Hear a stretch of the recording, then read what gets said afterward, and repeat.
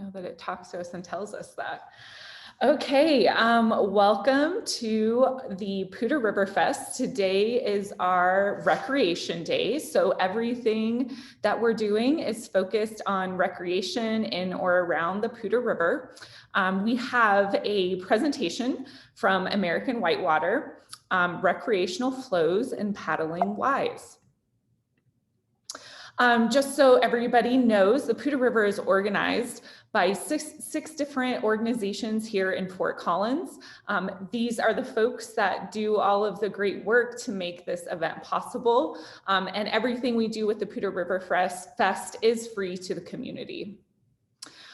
Proceeds from the Poudre River Fest go to support restoration projects on the Cache-la Poudre River. So if you're interested in learning more or donating, you can visit poudreriverfest.org.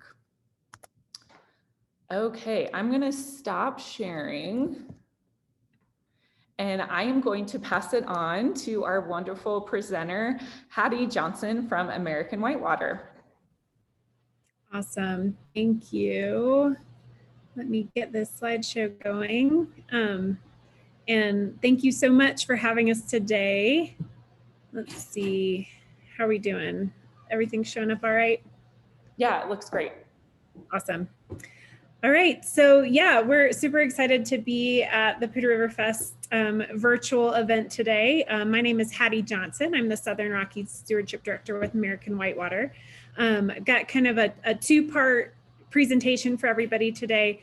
American Whitewater over the past year and a half, more like 2 years, I guess now, has been working on identifying the flows, the range of preferable flows that support all recreation activities, all floating boating recreation activities on the Poudre River, from the headwaters all the way down to the Whitewater Park in Fort Collins. So I was going to show a little bit of the results of that. That study is part of a broader project that we're working on currently over the next couple years to understand what the economic impact of all this awesome recreation is on the Poudre River.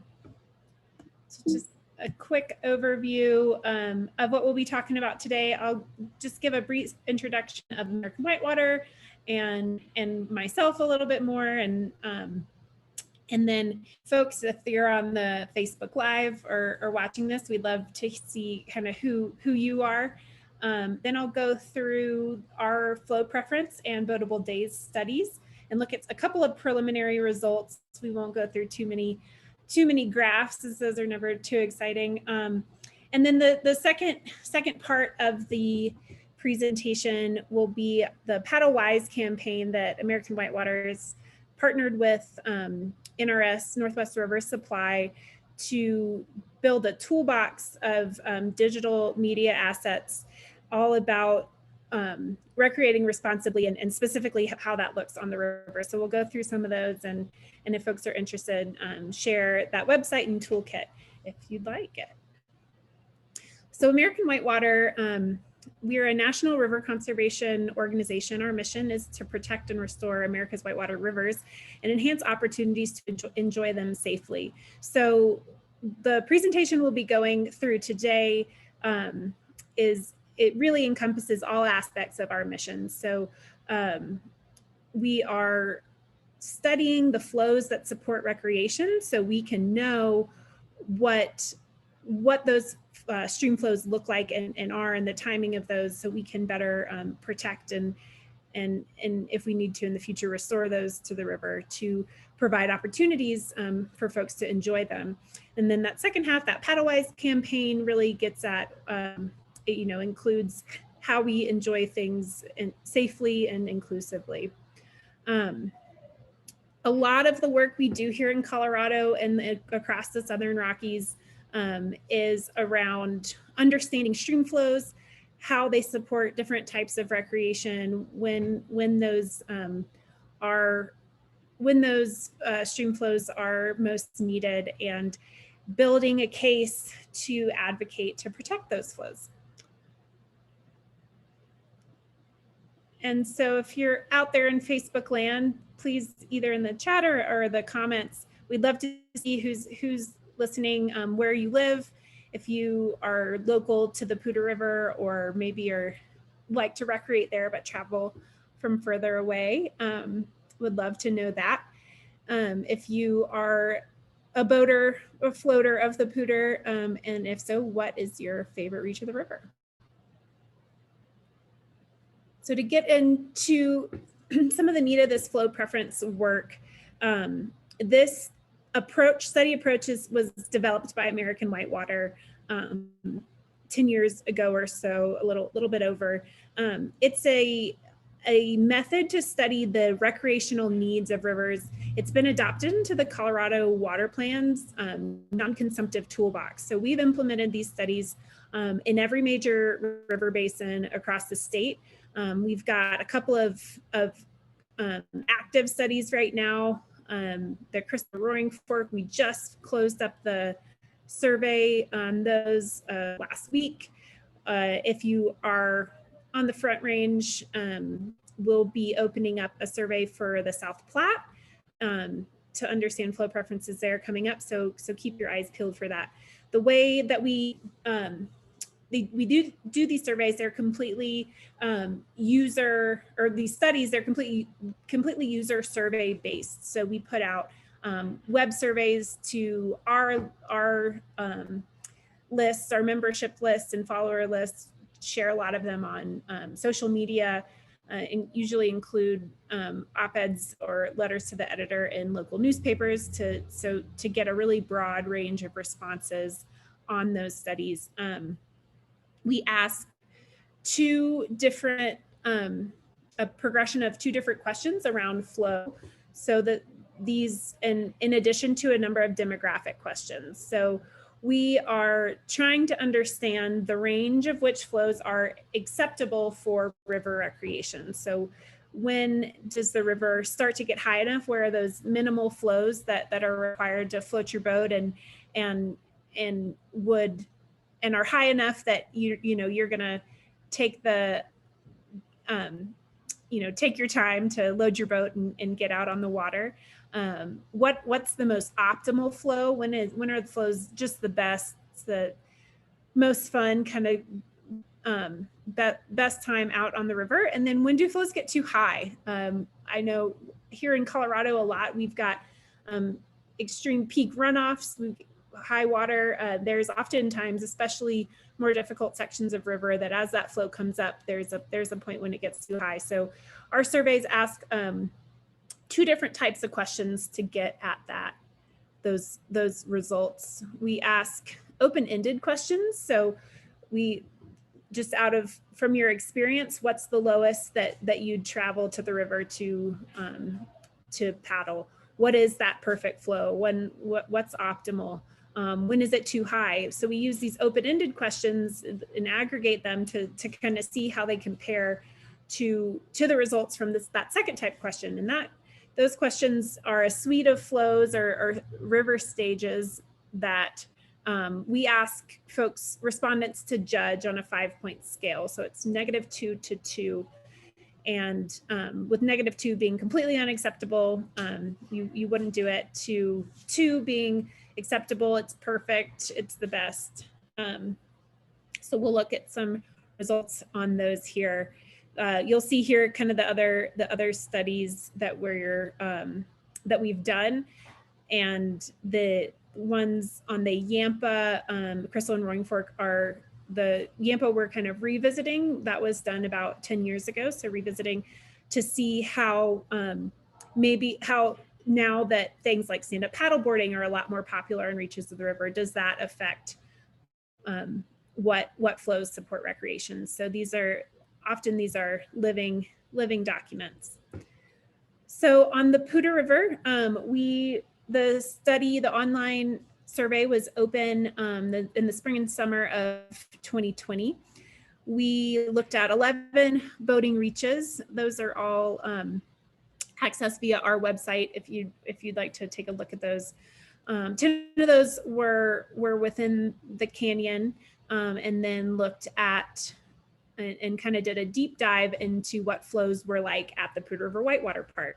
That was an interesting survey, as folks had only had really one runoff season to understand what kind of flows, what flows look like in the Whitewater Park. So I think, like I mentioned earlier, we like to revisit these as use changes or people have a chance, like at the Whitewater Park, to get some more experience.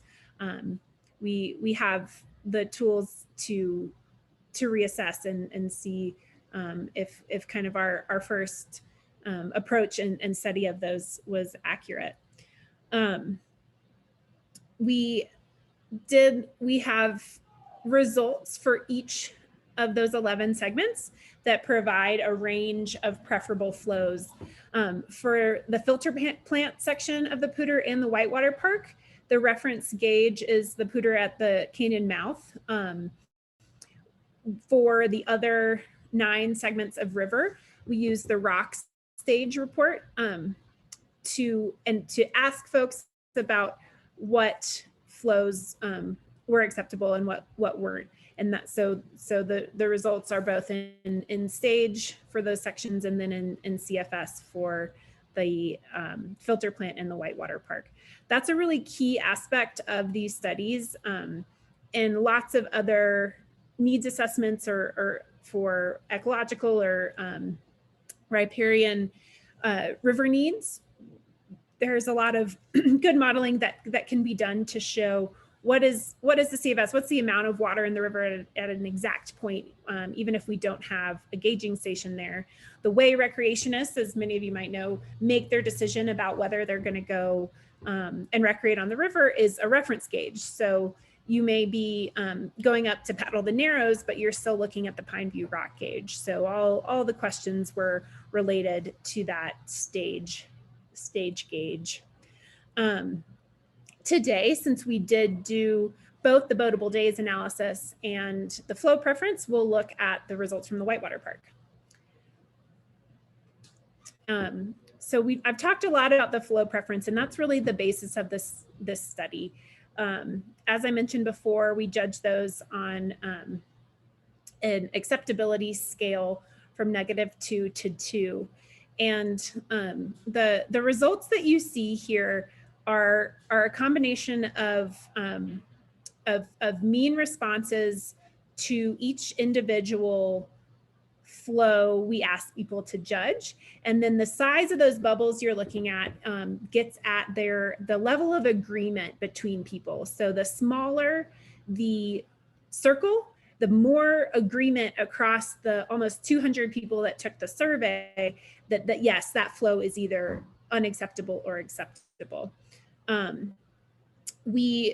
When designing the survey, we look at stream flow record to see what is the highest flow, so that gauge has recorded, and don't ask above and beyond that. So as you'll see here, we determine once the mean response of all respondents is above a 0, so we're now into acceptable, that then we've hit our minimum flow. So in this case, that was 150 CFS. I do want to recognize that often, and we get this as we kind of compare these flow preference curves to our results from our open-ended questions, that there's a difference between a minimum flow, the absolute lowest that you need to float boat, and the minimum flow that people decide that they are going to actually get out there and get on the water. What this is reflecting is that at 350 CFS, that's when folks are like, okay, it's worthwhile to make the trip over to the Whitewater Park. This flow range, we don't have it indicated here, But as you see, as we get up, and this is probably around the 750 to 800 or 700, 800 CFS range, is that there's a lot of agreement that those flows are really good. And it's kind of interesting too, here at the Whitewater Park, that kind of stays consistent up through 1,000 CFS. And then it even gets a little better after we get over 1,000 CFS. I'll also note here that these flow preferences capture all types of use. So we ask folks what type of craft they like to be on this particular section of river on. The results we're looking at today aggregate all those use types. So we have the ability to pull out and say, okay, what's the best flow for kayaks? What's the best flow for stand-up paddle boards? And see if there's variability there. There often is some, but it's not significant. And the aggregated craft types usually give us kind of the best, most robust information on what flows are preferable. As you'll see, flows kind of, as flows get higher, there's a little bit less agreement. So this is kind of showing that there were more folks who were saying, you know, a score of 1 that would be moderately acceptable. That, okay, yeah, there's most folks are probably saying that, but there's less agreement there. The range of flows that are acceptable at Whitewater Park, there wasn't a point that users said was totally too high. There was less agreement that a flow of 4,000 was good, but this indicates that while it's not optimal is here in our 700 to probably 1,800 CFS, but this is showing that there are people who get out there and use it at those higher flows. So next, once we've established that range of acceptable flows, we compare that range of flows to the historic record from the gauge, in this case, the USGS gauge at the canyon mouth of the Poudre.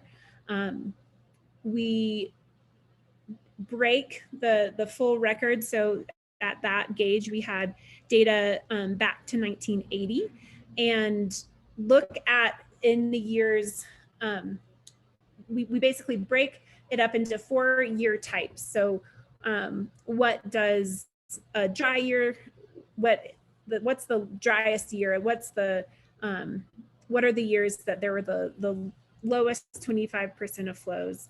So we break it up into dry typical, wet, and wet typical. So those are 25th percentiles for each throughout that gauge. And so each, this table on the left is showing you, okay, each year in 1980, we had a wet year. And in that particular year, there were 82 boatable days. And so this is just that same information in graphical form. So you can look through and see that. So this is based on the hydrologic year type isn't looking at, you know, the watershed as a whole or the state as a whole. This is specifically kind of how flows break down on a specific how flows break down at this specific gauge. So compared to other years, what was that year like? And so you can see how the variety there and we'll see the next step of the boatable days is kind of, I've mentioned a couple times how this can be used as a forward-looking tool, and the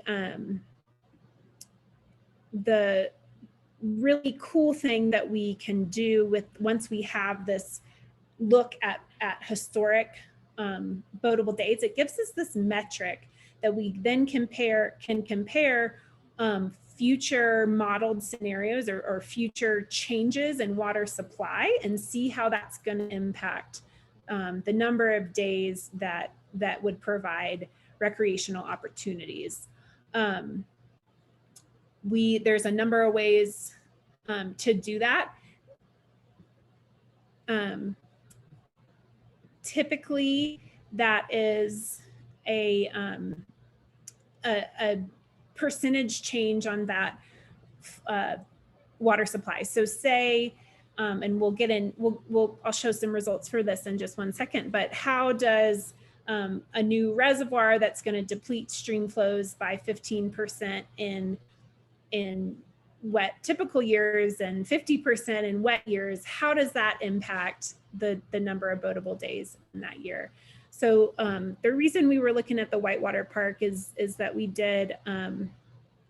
looked at what impacts, what potential impacts could be to boatable days from the development of Glade Reservoir, and what that would look like. So we're now, the gray bars is that same graph that we just looked at, or sorry, the gray and the orange together is that same graph we just looked at, based on that project's permit documents and how it would be operated during the filling of the reservoir specifically, is what the change to days would look like. So you'll see at the top here, there's a W that stands for a wet year, D for dry typical, and then WT for wet typical. So that's what each of those years were categorized as. And you can see kind of how those days would be impacted across those years. So this is just one application of it. And we hope to use it in many other ways. So that, before I move on, I guess, I don't know if we can see any questions or anything, but before we can move on to the second half, definitely wanted to give a chance to pause and take some questions. Oops, didn't mean to do that though. That's okay. I thought it was interesting, the consistency. Was that showing kind of drought years as well, if it indicated it was dry? Yeah. So these, are you looking at like these? Well, even just looking at the bar graph, right? Like it has a very similar ebb and flow. So I thought that was interesting that it's easy to see that. It is. It definitely, and yeah, it definitely, those dry years, I mean, like, look, 2002, and if we come over here, there were only 3 days that flows would have been within that acceptable range. So that means there were only 3 days that whole year that flows were over 350 CFS at the mouth gauge. Yeah. And that's, yeah, that's in the past as well. It's, yeah, it's really, really interesting. There's sometimes, and we wouldn't see it with this particular example, since we didn't have flows all the way up to 1,000 from our study, we're still considered acceptable, but definitely in some of our study up on like the Mishawaka, the upper lower Mishawaka stretch, or in the Narrows especially, there's a point where it gets too high, and it often gets too high. And so it doesn't track exactly like this graph does, where in those really wet years, there's a lot of days that are above acceptable too. So that would lower your count of boatable days. Yeah. There's a question in the chat. Have you all been involved with the Color Water Truss Flow Augmentation Project on the Poudre? We haven't. We've had a number of discussions with the trust about that work, and we actually, like, these results are kind of hot off the presses, and so they know about the work we've been doing, and we're gonna share what those results are, and kind of to elaborate a little bit. And we haven't done it in the Poudre yet, but we have on the Dolores River and Upper Colorado and other places where we have these studies done, has been able to look at other flow targets, especially environmental flow targets, and see how where we align. There's often somewhat of a misconception that those two things are in conflict, and often there's a lot of places that we can overlap, and kind of bolster the argument for in-stream flows, for them having both environmental and recreational benefits. Yeah, good question. Awesome. Well, I will, and I'm not gonna, I won't go on too long about the Paddlewise campaign, but it being the Recreation Day, and this is a really, I'm really excited about this work we've done. American Whitewater, like I said, and especially my position as a stewardship director, I get kind of bogged down in the, in the flow discussions and water rights and all that really fun stuff. And so any chance I get to talk about people, encouraging people to be out on the water and to do so responsibly and safely is really exciting. I will also plug at the moment, this Paddlewise is kind of a piece of a big safety project that American Whitewater is working on. We're putting together a number of videos, river safety videos. And another cool project is an open source signage toolbox. So communities all over the place that have rivers running through them and need safety signage, etiquette signage, just wayfinding signage, often are kind of trying to design those, come up with those on their own. And our final product of the signage open source toolbox project will be to have a toolbox for communities, land management agencies, everybody to come and use, download. You'll be able to edit with kind of your specific river information. And the hope is that it will create a more consistent graphic and graphical language and verbiage around safety, responsible use, et cetera, on rivers across the country. So just like our road signs, that you see something and can recognize, oh, that's a stop sign, oh, that's a yield, things like that. Our hope is that we can kind of bring together a lot of good experience there and get something that can be used more consistently. So I see that's one piece of this kind of broader Paddlewise effort. So this specifically that we're going to flip through right now is media assets. If you go to paddlewise.org, there's a number, you can read more about it and then download Facebook, Twitter, and Instagram assets that go through this responsibility code for river runners. Folks might have heard or seen a bigger kind of Recreate Responsibly campaign that really came out on the heels of COVID and the increase of use of our outdoor public spaces, and both a recognized need to share information of how people can get out there and do so safely, but also responsibly. The big increase in use we've seen in some impacts to our natural resources. So we basically, American Whitewater has been on those Recreate Responsibly coalition and involved in that. And with a partnership with Northwest River Supply, developed this specific to river use. You might have seen, I believe it was the CAIC Colorado Avalanche Information Center put out a similar campaign this winter when we have avalanches. And this, so this is kind of the summer of the river result of that. So there's, I think there are 6 slides. We'll see. My memory is not serving, but they each have this similar look.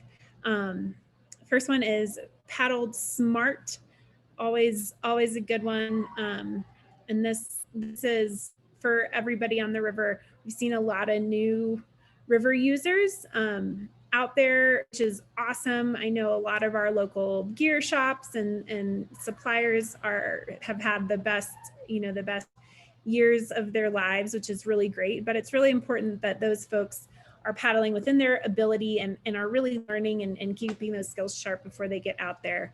I should add that we've shared this campaign with a lot of those stores to put up in their shops, to send out to their customers, and NRS, I think, is sending a printout of this with anything you order online from them and they ship to you. I won't read through each one, but we'll flip through. Paddle Aware is a really good one. I will also here plug a similar kind of media campaign, a public safety campaign that the state Department of Natural Resources is currently about to kick off, I think, on Tuesday next week, around Lowhead Dam safety. And that definitely fits into this. Our Paddle Aware is looking more at the big picture. What's the weather going to be like? What are the flow conditions?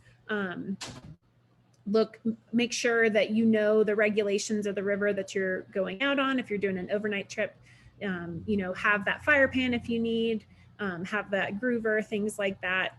And then research those existing hazards. So the state has, in Colorado, DNR has put together a full inventory. If you search Lowhead Dams, Colorado DNR, you'll be able to see I think it's over 700 and something Lowhead Dam structures on our river in the state. And as you guys probably know, there's quite a few scary ones on the Poudre. So knowing where those are, knowing how you can avoid those, put in or take out above or below them or portage around them. Good to know those things beforehand. Paddle inclusive. Fort Collins, actually, your backyard has a really awesome new nonprofit called Diversify Whitewater, and they are getting, they're sharing it. They're getting people who historically have not felt welcome in outdoor recreation spaces, and teaching them skills to get on the water safely. My favorite part of this slide is find a mentor and be a mentor. So lots of people that get into paddle sports, get on the river, do so because they know someone else that did it, someone that taught them how to row, how to roll a kayak, something like that. And that's a really important relationship to have, to learn from those who have great experience. And then once you get that good experience, it's turning around and being that mentor to somebody else. And I think really important with all of our river work, the water and the landscapes that they've shaped and they run through, the indigenous people of this country were the original stewards of that land and water, and ensuring that, especially in our recreational use, that we're doing so in a appropriate and respectful way. And then on our kind of stewardship side of work, that those indigenous voices are included in how these places are preserved or conserved for the future. Paddle safe. This always is a really important one. Wear your PFD, always. If you're on the river in any kind of whitewater, you need to have a throw rope, a knife, and other appropriate safety gear. This one, what the other safety gear is, that's a good one to learn by taking an American Canoe Association course, whether it's a skills course or a swiftwater course. Definitely highly recommend those if you're getting into whitewater. And then another good source of information there are those mentors, as people that have had that experience. Think practice keeping your skills and just having the appropriate gear. We got into that as far as paddle wear, but knowing what the weather and flow conditions are and dressing appropriately for it. Another really important one with the bigger recreation or recreating responsibly is paddling no trace, not like leaving behind only paddle strokes and nothing else, and taking nothing with you. On river trips, I have heard many times from land managers that waste is often an issue, human waste, and that's super yucky. know how to deal with it, know how to pack it out always. Especially with the increased use, that is just, it ruins the experience for everybody else, not to mention the beautiful ecosystem that you're in. The other one that I think lots of river runners and other outdoors folks are familiar with is micro trash, but that's like the little corner of your Cliff Bar that dropped on the ground, the crumbs from that Cliff Bar, all those things are affecting the landscape. And as we see more and more people get out onto our rivers, ensuring that we pick those things up and are aware is really important.